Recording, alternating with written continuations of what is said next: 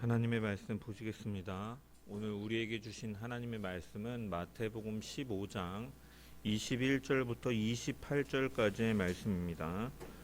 마태복음 15장 21절에서 28절의 말씀입니다. 제가 하나님의 말씀을 봉독합니다. 예수께서 거기서 나가사 두로와 시돈 지방으로 들어가시니 가나안 여자 하나가 그 지경에서 나와서 소리질러 이르되 주 다윗의 자손이여 나를 불쌍히 여기소서 내 딸이 흉악하게 귀신 들렸나이다 하되 예수는 한 말씀도 대답하지 아니하시니 제자들이 와서 청하여 말하되 그 여자가 우리 뒤에서 소리를 지르오니 그를 보내소서. 예수께서 대답하여 이르시되 나는 이스라엘 집에 잃어버린 양 외에는 다른 데로 보내심을 받지 아니하였노라 하시니 여자가 와서 예수께 절하며 이르되 주여 저를 도우소서. 대답하여 이르시되 자녀의 떡을 취하여 개들에게 던짐이 마땅하지 아니하니라.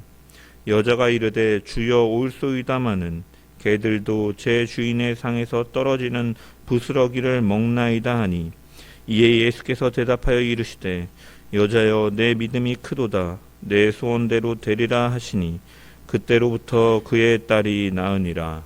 아멘. 말씀을 통한 주의 은혜와 평강이 모인 모든 자들 가운데 넘치기를 축원합니다. 예수님께서는 유대 중교 지도자들의 인본주의적이고 쓸데없는 율법의 해석을 비판하셨습니다. 그들은 하나님의 계명을 지킨다 하면서도 그 지킨다 하면서 장로들의 여러 가지 전통들을 만들었지만 실질적으로 그것은 하나님의 말씀을 폐하는 것이라고 예수님께서는 말씀하셨습니다. 그들은 하나님의 계명을 따른다 하였지만 실질적으로는 자신의 욕심을 따르는 것이었고 이들의 마음이 하나님으로부터 멀어져 있음을 이 고르반이라는 신뢰를 통해서 예수님께서는 비판하셨습니다. 자신의 욕심대로 살며 하나님으로부터 마음이 떨어져 있는 그들은 예수님께서 가져오시는 메시아이신 종말의 다윗의 목자이신 예수님께서 가져오시는 하나님의 나라와 알곡과 가라지처럼 같은 본질에 속하여 있지 않기 때문에 그들은 때가 되면 심판받을 것이다 라고 경고하기도 하셨습니다.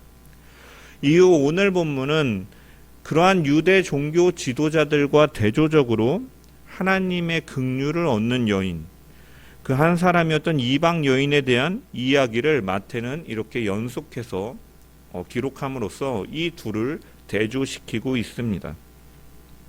21절부터 22절까지의 말씀을 보면 예수께서 거기서 나가사 두로와 시돈 지방으로 들어가시니 가나안 여자 하나가 그 지경에서 나와서 소리질러 이르되 주 다윗의 자손이여 나를 불쌍히 여기소서라고 이렇게 기록되어 있습니다. 앞서 계시던 가버나움이라고 추정되는 이 갈릴리 지역을 이제 벗어나셔서 예수님께서는 페니키아, 오늘날로 치면은 이 레바논이 위치하고 있는 그러한 지방, 이 두로와 시돈으로 들어가셨다라는 것이죠. 이 두로라는 것은 히브리어로 이제 바위라는 이 단어에서 유래된 지방의 이름이고, 또 시돈은 고기 잡는다라는 이러한 의미가 있는 이 치론이라는 단어에서 유래되어서 이제 아마 바위가 많고 이제 해안 인근에 있기 때문에 고기를 잡는 이러한 해양 도시 이런 의미를 가지고 있는 지역으로, 그래서 이스라엘 백성들이 당시에 북이스라엘의 왕국의 이 북쪽으로 이 경계를 사실 넘어서는 이 이방 민족들, 이방 나라, 이방 도시인 것이죠. 그래서 이 도시가 이 두로와 시돈은 굉장히 이제 오래된 도시여서 성경에도 보면은 이미 이전에 다윗 왕 때도 그 도시들이 존재하였음을 우리는 성경을 통해서 발견할 수가 있는데, 사무엘하 5장 11절에 보면은 두로의 왕 히람이 이스라엘의 왕된 다윗에게 사절을 보내며 백향목과 목수와 석수를 보냈다라고 이렇게 기록되어 있습니다. 그래서 그들은 다윗을 위하여 왕궁을 건축하는데도 직접 참여하기도 하였다라는 것을 성경을 통해서 볼 수가 있는 것이죠. 이처럼 굉장히 오래된 도시이고 그 도시는 굉장히 이러한 다윗의 왕궁을 건축하는 데 참여할 정도로 굉장히 기술이 발달한 도시, 그리고 해양 도시로서 이 상업의 중심지였습니다. 그래서 애굽에서 나오는 이러한 물류들을 이렇게 수입해다가 파는 이러한 중개 역할을 함을 통해서 굉장히 부를 가지고 있는 부유한 도시였습니다. 하지만 그들은 또한 어떤 특징을 갖고 있느냐? 하나님을 섬기지 않는 이방 도시, 그리고 그래서 구약 성경에 보면 이 두로와 시돈은 종종 이 우상 숭배의 대명사로 등장하기도 하는 도시인 것이죠. 그래서 이 북이스라엘의 대표적으로 악한 왕이었던 이 아합 왕, 그의 아내 이세벨이 이곳 이제 시돈 왕의 딸로서 이제 등장하고, 이 아합이 이 이세벨을 왕비로 맞이하면서 나라의 이러한 혼란과 이 우상 숭배, 이런 것들에 대한 불씨가 됨을 성경은 기록하고 있다는 것이죠. 그래서 열왕기상 16장 30절에서 33절 말씀을 보면은 이 아합에 대한 내용, 이세벨에 대한 내용이 나오는데, 오므리의 아들 아합이 그의 이전의 모든 사람보다 여호와 보시기에 악을 더욱 행하여 느밧의 아들 여로보암의 죄를 따라 행하는 것을 오히려 가볍게 여기고, 시돈 사람의 왕 옅바알의 딸 이세벨을 아내로 삼고 가서 바알을 섬겨 예배하고 사마리아에 건축한 바알의 신전 안에 바알을 위하여 제단을 쌓으며 또 아세라상을 만들었으니 그는 그 이전에 이스라엘의 모든 왕보다 심히 이스라엘 하나님 여호와를 노하시게 하였더라라고 기록되어 있는 거죠. 이처럼 시돈 땅, 이 두루와 시돈이라는 곳은 이방인의 땅으로서 우상 숭배가 가득한 지역이었다라는 것. 그래서 이사야 선지자는 하나님께서 그 두루와 시돈을 심판하실 것이다라고 예언하기도 하였습니다. 예수님 당시에도 유대인들은 이곳을 이방인의 도시로 여겼기 때문에 무시하고 멀리하였습니다. 그런데 예수님께서는 이 이방인들의 땅이었던 두로와 시돈으로 들어가셨고, 그곳에서 한 여인을 만나시는데 그 여인은 어떠한 여인입니까? 오늘 본문에서 밝히고 있는 것처럼 가나안 여인이다라는 것이죠. 그리고 한글 성경은 번역하고 있지는 않지만 이 22절에 보면은 예수께서 거기서 나가사 두로와 시돈 지방으로 들어가시니 보라, 가나안 여자 하나가 그 지경에서 나와 소리질러 이르되, 이 보라라는 이 헬라어 이두가 사실은 여기 기록되어 있음을 통해서 이 가나안 여인이 등장하는 사실에 대해서 놀라움을 표현하면서 이 글을 대하는 사람들의 관심을 이 여인에게 집중시키고 있다는 거예요. 그다음에 성경은 왜 이 여인을 집중시키고 있느냐? 앞서 1절부터 20절까지 하나님을 가장 잘 알고 있다고 자부했던 유대인들의 유대인이라 할 수 있는 바리새인과 서기관들은 예수님을 어떻게 합니까? 예수님을 배척하고 그분의 메시아됨을 인정하지 않는 것이죠. 그들은 하나님의 계명을 지킨다 하면서 율법을 해석하고 전통을 만들어냈지만 실질적으로 그들은 마음이 하나님을 떠나 멀리하고 자신의 욕심대로 살던 사람들이었다는, 이에 반해서 여기 나오는 가나안 여인은 두로와 시돈이라는 그 지명을 밝히고 있는 것처럼 이방 도시의 사람이다라는 거예요. 병행되어지는 마가복음 7장을 보면 이 여인에 대해서 마가는 좀 더 자세하게 헬라인이요 스로보닉의 족속이라고 구체적으로 밝히고 있습니다. 그런데 마태는 이 정보를 당연히 알고 있지만 이 여인을 가나안 여자다라고 기록함을 통해서 이 가나안 유대인과 대조되는 그냥 심플하게 이방인, 가나안 이방인이라고 선명하게 대조함을 통해서 앞서 나온 예수님에 대해서 배척한 이 유대인들 중에 유대인들과 대조되는 이방인의 예수님에 대한 영접을 강조하고 있는 것이죠. 그 여인은 어떠한 모습을 갖습니까? 예수님을 향해 소리치는 것이죠. 22절의 말씀을 보면은 주 다윗의 자손이여 나를 불쌍히 여기소서라고 예수님을 향해서 소리칩니다. 부르짖고 있습니다. 여기 이 여인은 예수님을 뭐라고 부릅니까? 주라고 부릅니다. 그리고 또 예수님을 뭐라고 부릅니까? 다윗의 자손이요라고 부릅니다. 이것은 이 여인이 예수님을 메시아로 대하고 고백하고 있음을 보여주는 것이죠. 여기 주라고 번역된 헬라어 퀴리오스는 이 다양한 경우에 여러 대상들에게 사용되어지는 호칭이긴 하지만 이 근원적인 이 의미로 살펴볼 때 이 퀴리오스 주라는 표현은 나는 종이고 상대방은 나의 생명과 죽음을 선고할 수 있는 권리를 가지신 주인 되신다라는 표현 자체가 이 주라는 호칭 가운데 담겨 있고, 그리고 이 주라는 것이 이 퀴리오스가 또한 상대를 신적인 존재로 인정할 때 하는 고백이기도 해요.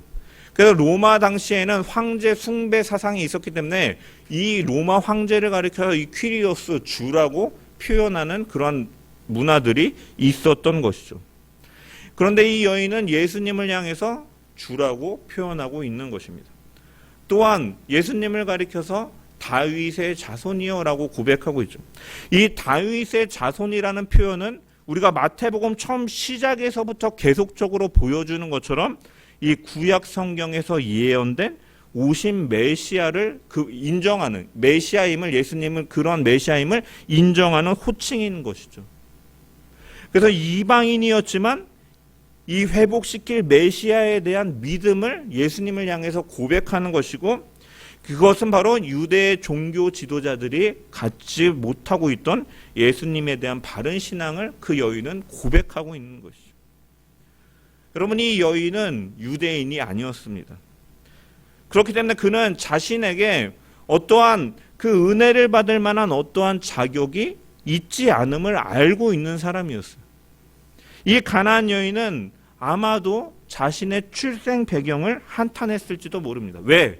소문에 갈릴리에서 메시아가 오셨는데 그분은 모든 병을 고치시고 귀신들을 내어 쫓으시고 회복시키는 분이시다라는 소문을 들었는데, 내게는 이러한 아픈 딸이, 귀신 들린 딸이 있는데 유대인들의 선민 사상과 이방인들을 향한 배척을 생각해 볼 때 내가 유대인으로 태어났다면 얼마나 좋았을까, 내 자식도 유대인이었다면 얼마나 좋았을까 하는 생각을 아마도 많이 했을 것이죠.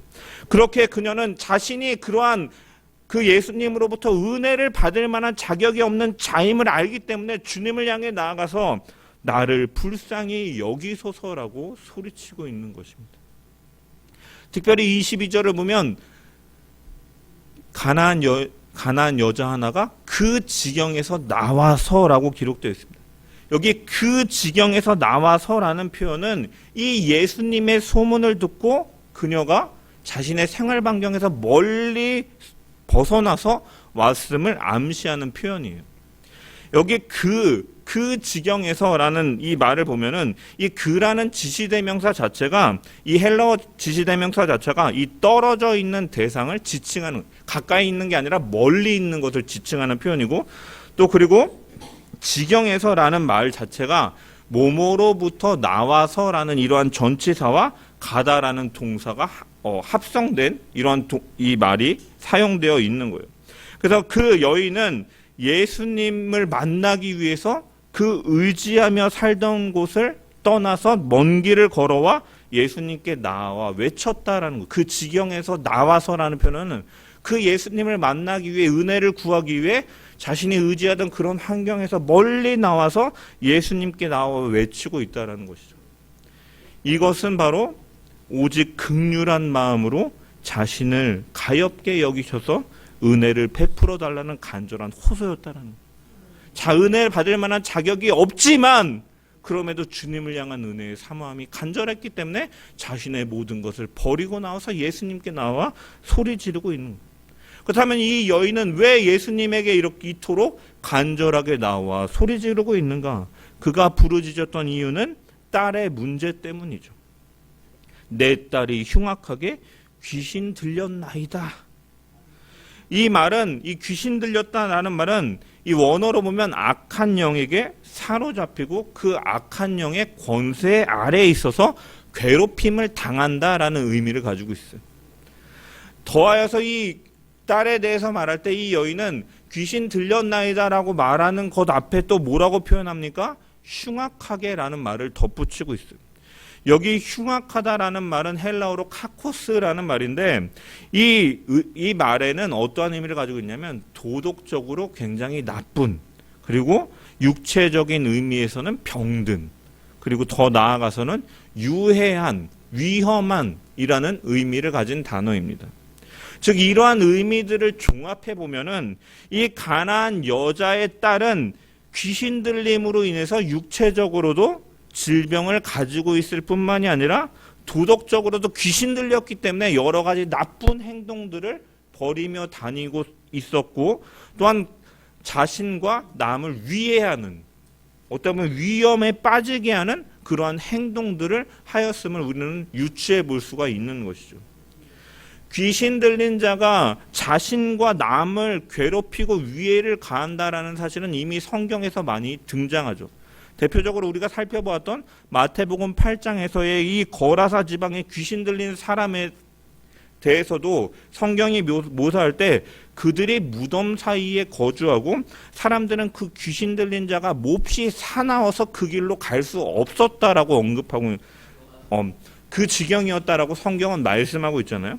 그렇기 때문에 이처럼 자신의 딸이 심각한 상황이었기 때문에 가나안 여인은 자신의 체면, 남들의 이목, 이건 전혀 문제되지 않는다라는 거예요. 이방 여인이 왜 왔어? 왜 예수님을 따라다니는 거야? 그러한 시선과는 아랑곳하지 않는다라는 거예요. 그래서 자신의 딸만 낳을 수만 있다면 어떠한 희생이나 대가를 치를 수도 있다라는 그런 간절한 마음, 사모하는 마음으로 예수님께 나온 것이죠. 부모에게 있어서 자식은 굉장히 소중한 존재이죠. 잘난 자식이든 못난 자식이든 부모에게 자식은 굉장히 소중한 존재입니다.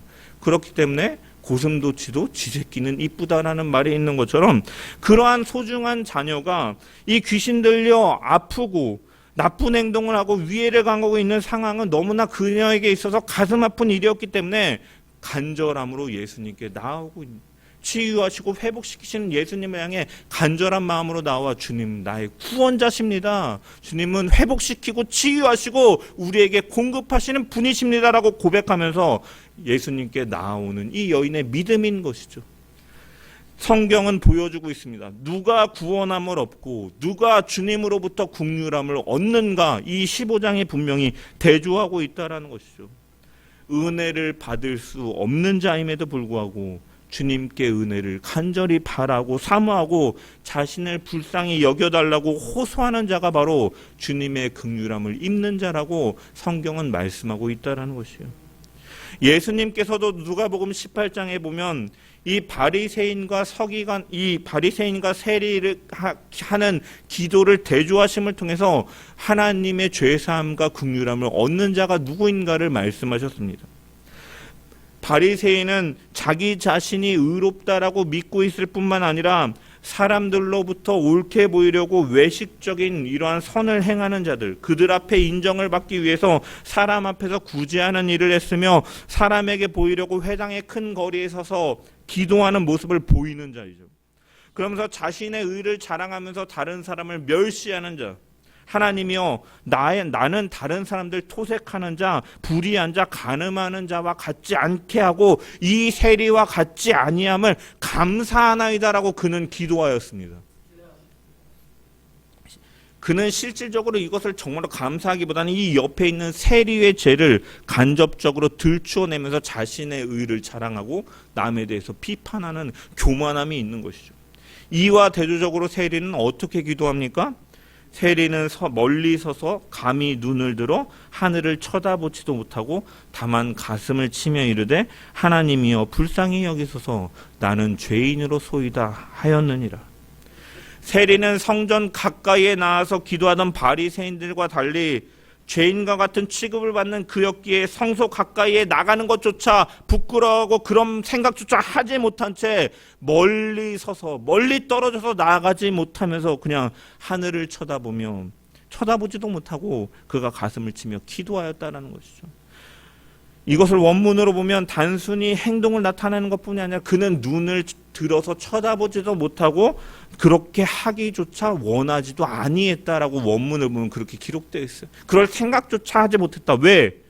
내가 그렇게 요구할 수 있는 자격이 없는 자라는 사실을 그가 너무나 잘 알고 있었기 때문에 자신의 더러움과 비천함을 인식하고 있었고, 그렇기 때문에 눈을 들어 하늘을 우러러 보는 것조차 생각하지 못하고 기도하였던 것이죠.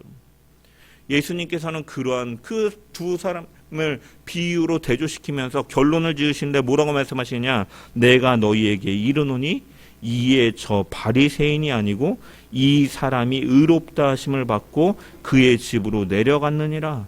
무릇 자기를 높이는 자는 낮아지고 자기를 낮추는 자는 높아지리이다 하시니라. 죄인 된 우리가 그분 앞에서 할 수 있는 것은 무엇입니까? 바로 긍휼함 가운데 은혜를 주시는 것을 간절히 바라고 나아가는 것뿐이다라는 것이죠. 그 지경에서 나왔다라는 이 가나안 여인처럼 자신의 모든 것을 다 내려놓고 오직 은혜만을 구하는 그러한 간절함으로 나아오는 자들이 하나님의 긍휼함과 구원하심을 입는다고 오늘 말씀은 분명히 보여주고 있는 것입니다. 우리는 이 가나안 여인의 모습을 바라보며 우리는 과연 어떠한 모습으로 주님 앞에 나아가고 있는지를 점검해야 됩니다. 아브라함의 자손으로서 혈통에 안주하며 외식적인 종교 생활로 스스로 의롭다 구원받았다라고 생각하는 종교 지도자들의 모습처럼 서 있지는 않는가?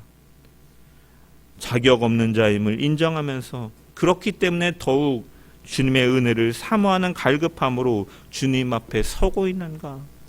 우리는 가나안 여인과 같은 믿음으로 주님의 긍휼하심을 입는 자들 되기를 주의 이름으로 간절히 축원합니다. 이 여인의 외침에 예수님은 어떠한 반응을 보이십니까? 뜻밖의 반응을 보이고 계십니다. 23절의 말씀을 보면은 예수는 한 말씀도 대답하지 아니하시니 제자들이 와서 청하여 말하되 그 여자가 우리 뒤에서 소리를 지르오니 그를 보내소서라고 기록되어 있습니다. 여자는 그렇게 간절함과 사모함으로 예수님께 나와서 부르짖고 있는데 예수님은 그 여인에 대해서 한 말씀도 대답하지 아니하셨다. 외면하고 계시는 것이죠. 그래서 그 여인은 아마도 예수님께서 혹시 내가 부르짖는 것을 듣지 못하셨는가 해서 더욱 크게 소리를 질렀을 것입니다. 계속해서 이 여자가 간절한 마음으로 부르짖었을 때 이 같이 있던 제자들은 얼마나 곤욕스러웠겠습니까? 그리고 그 소리가 굉장히 작지 않은 소리죠. 예수님이 듣지 못했을 거라 생각하고 더 크게 부르짖으니까 이 제자들은 그래서 이 여인이 너무나 시끄러우니까 주님 빨리 고쳐주셔서 그 여인을 보내소서라고 요청하는 것이에요. 혹자는 이 제자들이 시끄러워서 그냥 버려달라고 했다라고 해석하지만 사실 여기 보내소서라는 이 아폴리손이라는 이 헬라어는 구원하다, 자유케 하다, 풀어주다, 보내다라는 의미가 있어요. 그래서 거기다가 24절을 원어로 보면은 이 예수께서 대답하여 이르시되 앞서서 보면은 이 한글 성경은 기록하고 있지 않지만 이 그러나라는 이러한 이 접속사가 사용되어 있습니다. 반전을 일으키는. 제자들은 그래서 그냥 보내달라고 하는 것이 아니라 예수님께서는 그냥 무시하시는 말씀으로 24절에 대답하지만 반전을 이루고 있다는 것은 23절의 제자들의 요청은 예수님에 대하여 이 여인을 고쳐서 빨리 보내주소서라고 요청하는 것이죠. 그럼 예수님께서 왜 반응하지 아니하신가? 처음에는 무관심으로 무응대로 그리고 나중에는 왜 반응하지 않으신가? 24절부터 26절의 말씀을 보면 예수님께서 말씀하고 계신데 이 예수님의 말씀을 보면 이 여인을 향해서 굉장히 잔인하고 모욕적으로 대하는 것처럼 말씀하고 계시죠. 예수께서 대답하여 이르시되 나는 이스라엘 집에 잃어버린 양 외에는 다른 데로 보내심을 받지 아니하였노라 하시니 여자가 와서 예수께 절하여 이르되 주여 저를 도우소서 대답하여 이르시되 자녀의 떡을 취하여 개들에게 던짐이 마땅하지 아니하니라. 너희는 안중에도 없어. 나는 자녀들을 구원할 자지 자녀에게 줄 것을 개에게 주는 미련한 사람은 없다. 이 여인을 개인 것처럼 자신의 딸을 구해달라고 간청하는 이방 여인의 청을 거절하시면서 오히려 개라고 모독하는 것처럼 보이는 말씀을 예수님께서 하고 계신 것이죠. 그 다음 예수님께서 정말 이 여인을 그렇게 대하셔서 이러한 의미로 말씀하시는 것인가? 앞전에 하나님의 백성이라는 이스라엘의 종교 지도자들이 예수님을 메시아로 인정하지도 않고 죽이려 하지도 않는데 이 여인은 예수님에 대해서 주 다윗의 자손이여라고 고백하는 이 모습을 볼 때 예수님께서는 사실은 이 여인을 통해서 어떠한 자들이 국률함을 입는가, 어떠한 자들이 구원을 받는가를 알게 하시기 위해서 이 여인을 통해서 그러한 것들을 교훈하시기 위해서 이 여인을 이렇게 대하고 계시는 것이죠. 저 여자가 저렇게 소리를 지르며 따라하고 있는데 왜 그냥 내버려 두십니까? 가서 고쳐주셔서 빨리 보내십시오 하는 제자들의 상황에 예수님께서 대답하시는 것이죠. 나는 이스라엘 집에 잃어버린 양 외에는 다른 데로 보내심을 받지 아니하였노라. 그래서 유대인들만 구원하시는 것처럼 예수님께서 말씀하시는 것이죠. 그런데 이 여자가 어떠합니까? 그 주님의 말을 듣고 그 발 앞에 엎드려서 자신의 딸을 다시 고쳐달라고 요청하는 것이죠. 예수님은 그 여자의 믿음을 드러내고 싶으셨기 때문에 이렇게 말씀하십니다. 자녀의 떡을 취하여 개들에게 던짐이 마땅하지 아니하다. 예수님의 이러한 태도와 말씀에 아마 제자들도 당황했을 것입니다. 그때 이 여인이 뭐라고 말합니까? 맞습니다. 그렇지만 개들도 주인의 상에서 떨어지는 부스러기를 주워 먹지 않습니까? 주님, 저를 불쌍히 여기소서 저에게 그러한 은총을 내려주십시오. 예수님의 어떻게 보면 반응에 대해서 이 가나안 여인은 실망하지 않고 끝까지 믿음을 고백하면서 예수님께 간청하고 있는 것이죠. 예수님께서는 이 가나안 여인이 하는 말을 들으시면서 그를 어떻게 하십니까? 칭찬하시는 거예요. 28절의 말씀을 우리 다 같이 읽겠습니다. 28절 시작. 이에 예수께서 대답하여 이르시되 여자여 내 믿음이 크도다. 내 소원대로 되리라 하시니 그때로부터 그의 딸이 나으니라. 아멘. 예수님께서는 그렇게 간절히 사모하며 겸손히 은혜를 구하고 끝까지 포기하지 않는 이 여인의 인내심과 믿음을 보시면서 이 여인의 믿음이 크도다라고 칭찬하시고 그 믿음대로 될지어다라고 네 소원대로 될지어다 하시면서 그녀의 딸을 치료해 주시는 것이죠. 여러분, 예수님께서 하신 말씀은 사실은 굉장히 어떻게 보면은 충격적인 의미를 담고 있습니다. 자녀들이 마땅히 먹어야 할 떡을 유대인들이 개라고 대하고 있는 이방 죄인들이 먹는다라는 의미인 거죠. 앞의 이야기들과 더불어서 예수님께서 이 여인에게 하신 말씀을, 행동을 보면은 결국 유대인들이 먹어야 할, 자녀로서 유대인들이 먹어야 할 이 떡을 너희가 개처럼 여기는 이방 여인이 그것을 은혜를 입는다, 먹는다라는 뜻이고, 예수님의 능력도 구원도 맛보지 못하는 바리새인들과 서기관들이야말로 자기들의 위에서 베풀어진 상의 떡도 먹지 못하는 실로 개만도 못한 처지라는 그러한 자리에 떨어졌음을 예수님께서는 경고하고 계시는 것이죠. 여러분, 복음서를 읽어보면 예수님께서 믿음을 칭찬하는 자들이 그렇게 많지가 않아요. 제자들을 향해서 어찌하여 믿음이 적느냐라고 책망하시지만 마태복음 8장에서 로마 군대의 백부장이 자기의 하인을 고쳐달라고 왔을 때 예수님은 그의 믿음을 보시고 이스라엘 중에서도 이만한 믿음을 만나지 못했다라고 칭찬하셨죠. 그리고 이번에는 가나안 여인에게도 내 믿음이 크도다라고 칭찬하고 계신 거죠. 여러분, 예수님께서는 왜 가나안 여인에게 이렇게 대하신 이후에 그의 땅을 고쳐주시고 그의 딸을 고쳐주고 계시는가? 다윗의 자손으로 오신 예수님을 믿고 영접하는 것이 어떠한 의미인가를 분명히 보여주시기 위해서 이렇게 행하고 계신 것이죠. 예수님께서는 이 사건을 통해서 그가 유대인이든 이방인이든 신분이 높은 사람이든 낮은 사람이든 어떠한 사람도 예수님을 믿고 구하기만 하면 구원받을 수 있다라는 사실을 분명히 보여주고 계신다는. 종말의 때에 다윗의 자손으로 목자로 오신 그분은 유대인뿐만이 아니라 이방인 열방까지도 그분은 통치하시는 분이고 구원하시고 치유하시고 회복시키고 공급시키는 분이심을 드러내고 있다라는 것입니다.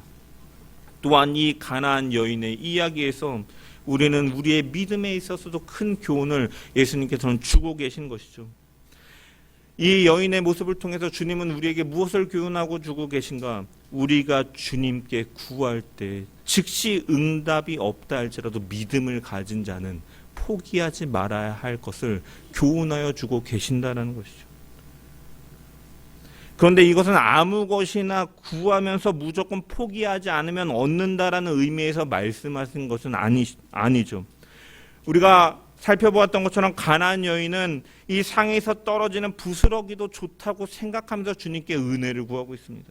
가나안 여인은 주님의 은혜에 목말라 있고 주님으로부터 오는 것이라면 어떠한 것이든 좋사오니라는 그러한 고백 속에서, 믿음 속에서 주님을 기다리고 주님의 뜻을 구하고 있는 것이죠. 부스러기 같은 작은 것들, 내게 가장 선한 것이라고 고백하는 가운데 기다리며 간구하는, 하나님은 선하신 분이기 때문에 내게 주시는 모든 것이 선하다라는 믿음의 고백 속에서 그는 포기하지 않고 기도하고 주님의 뜻을 구하고 있는 것이죠.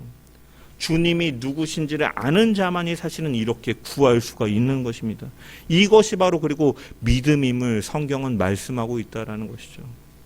가나안 여인은 이 믿음의 대상, 주님에 대해서 분명한 확신을 가지고 있기 때문에 이렇게 구하고 있는 것이죠. 주님이 내게 뭐라고 하시든 상관없습니다. 나를 어떻게 취급하시든지 개처럼 여기시더라도 주님, 저는 받아들이겠습니다. 제 딸의 고통을 멈추실 수 있는 분, 회복시키고 귀신을 내어쫓고 구원하실 수 있는 분은 오직 주님이시기 때문에 주님으로 인해 제 딸을 낳기를 원합니다. 주님 외에 다른 길은 없습니다. 주님은 제 딸을 낳게 하실 수 있는 능력의 하나님이십니다. 메시아이십니다라고 그는 그러한 믿음 속에서 포기하지 않고 간구하고 나아가고 있는 것이죠.